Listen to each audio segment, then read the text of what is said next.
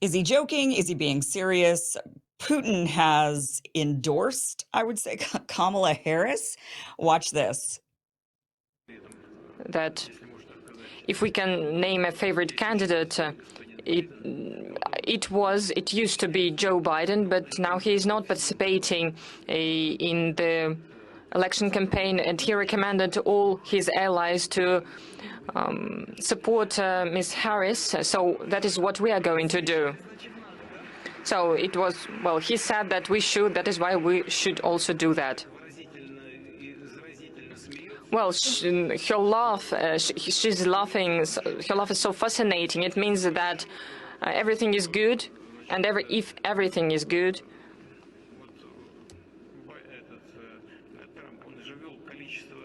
it means that, for instance, if we're speaking about Joe Biden, there are so many sanctions against Russia introduced, and if everything is good with Ms. Harris, maybe she'll refrain herself from such measures, or maybe she'll change them. So in the end, it will be the choice of the U.S. people, and we will respect this choice. Okay, so was he being serious? Was he being sarcastic? Part of us believes he was being sarcastic because he says, "Oh, I mean, listen to her laugh. She's got she's got a great laugh, so that makes everything better, right? When you listen to her." So he's kind of joking around, but he does say some things that make us believe that maybe he is, in fact, being serious. He says, "Well, the sanctions." One of the things he had mentioned was that the sanctions were worse under Donald Trump. So if the sanctions are lighter under Joe Biden and they're worse under Donald Trump, then maybe he would prefer Joe Biden. And since Joe Biden is passing the baton to Kamala Harris, then Kamala Harris would be the one. And of course, at the end, he does say, ultimately, the choice is up to the American people, and we will respect that choice.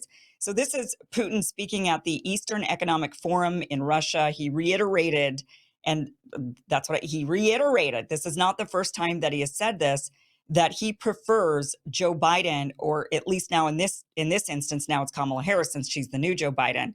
Back in February, Putin actually said, also in an interview with a TV host, he said it would be better for us between Biden and Trump if Biden wins. He says if Biden wins, he says Biden is more experienced, predictable.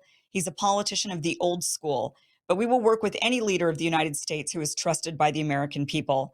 So back in February, he was even saying, I like Biden. Now he's saying, we like Harris, we prefer Harris. This has gotten people on the right in a frenzy. So, and people on the left, nobody knows what to make of this on either side, right? The left is freaking out because they thought for sure Putin was Trump's man. He was just loves Trump, wants Trump in office. He's the reason Trump won in 2016. There's going to be we're already approaching Russiagate again. And Putin is the reason why Trump is going to win again. And yet here's Putin saying, actually, I like Biden. And now I guess I like Harris because Trump is less predictable. Harris is more predictable. Biden was more predictable. We like the predictability. So actually, that's the person we like. Like that. This, of course, has turned the left into a frenzy, right? Now they don't know what to do with themselves. So they're saying this is just gaslighting by Putin. He's tricking us. He's just throwing us off the trail. But the fact is, he actually wants Donald Trump. Now, the right is having a bit of a different panic attack over these comments from Putin because they're saying, see, he's being serious. And what does this show you? This shows you that leaders like Putin are not afraid of the left. And we need strong, solid leaders. And Putin is not afraid. And we need strong leadership. So that is what the right is saying versus what the left is saying on this. To be honest with you, Putin at the end by saying, look, we'll work with whichever president, has also said, at times, it doesn't really make a difference which one is in because they're going to have the same exact policies. And we've seen that in this country time and time again. One side says one thing, the other says another. But at the end of the day, when they get into the White House, when the administrations are there, when people are elected into Congress, nothing actually fundamentally changes. No matter if it's Democrats in office, no matter if it's Republicans in office, nothing actually changes. Here's Reuters. This is another Kremlin spokesperson who said in a recent interview also that Russia preferred Harris. So this is reiterating that what Putin has expressed twice now. Says Russia sees U.S. Democratic presidential candidate Kamala Harris as more predictable than Republican Donald Trump, though in any case, there is no prospect of an improvement in relations with Washington, Kremlin spokesman Dmitry Peskov said. In an interview with Pavel Zarubin, a TV reporter with favored access to the Kremlin, Peskov also appeared dismissive of Trump's boast that he could end the Ukraine war within 24 hours if U.S. voters returned him to the White House. Before Joe Biden announced his withdrawal from November's election and threw his support behind Harris, Russian President Vladimir Putin had said that Moscow preferred Biden over Trump. With Biden out of the running, Zarubin asked Peskov, laughing, "Then who is our candidate now?" And Peskov, also laughing, replied, "We have no candidate, but of course the Democrats are more predictable." And what Putin said about Biden's predictability applies to almost all Democrats, including Ms. Harris. He also then goes on to say that that Peskov, he says that the U.S. steps to trample on our country's interests had exceeded acceptable limits.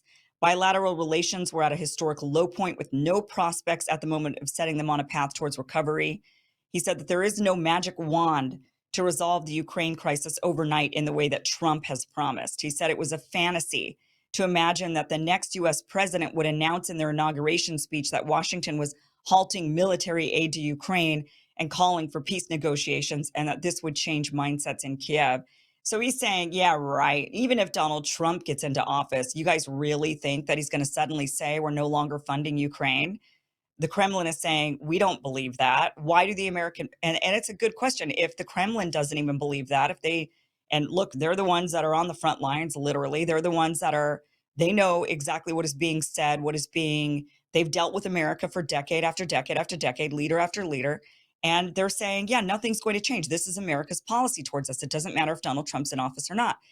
And that's because one person doesn't actually run the government. It takes an entire literal army to run the government. And that means that the literal army running the government is not going to suddenly stop their cash cow of Ukraine. The military industrial complex isn't going to halt the cash cow of Ukraine and suddenly say, we're not going to fund it anymore. That is, he says, a fantasy.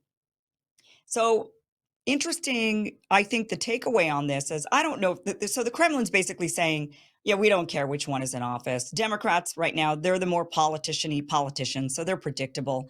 We can deal with them. Trump is a bit less predictable, but it's still a fantasy to think that this war is going to end. And I think that's a pretty important point, that it's a fantasy that this war is going to end. So if you're voting for Donald Trump and you're thinking, well, at least we won't have war with Russia, at least we'll end the war in Ukraine. Yeah, he's pro-Israel. Yeah, he's going to annex the West Bank and ruin lives for the Palestinians. You know, he's going to do all of these things that I don't like, but at least we're not going to have war with Russia. Russia is saying, think again. And I think that's actually quite an important point.